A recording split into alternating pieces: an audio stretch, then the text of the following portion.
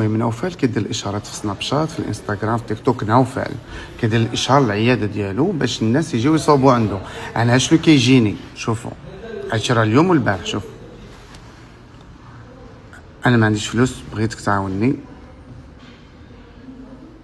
سلام خويا موسى، بغيت نطلب وربي يجازيك، ممكن مساعدة، الله يرحم الوالدين، عاوني محتاج 2000 درهم نبدا بها، عاوني. هاد لقيتها في الفيسبوك، عندي ولد، عاوني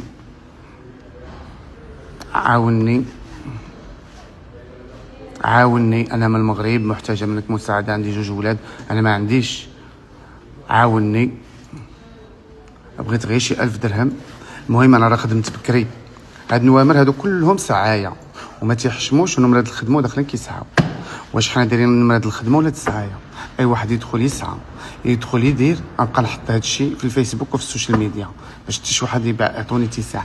انا هاد النوامر درناهم الخدمه. الموظف هو قدامي مسكين، قال لي ما قدرتش، قال لي غنحط التليفون. الموظف باغي يحط التليفون من كثرة السعايه والدل والحاجات الخيبات.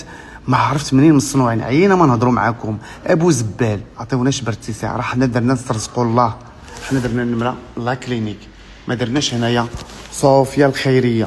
هذه ماشي خيريه، كلينيك. كتفهموا ولا ما كتفهموش؟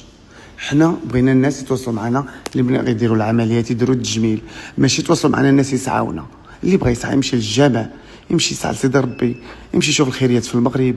راه قهرتونا، ودائما كنديرها دائما، ولكن حتى شي واحد ما بغى يفهم راسو. على الارقام ديال السعايه غنبقى ندير لكم دائما، نحط لكم لا ليست ديال اللائحه ديال السعايه.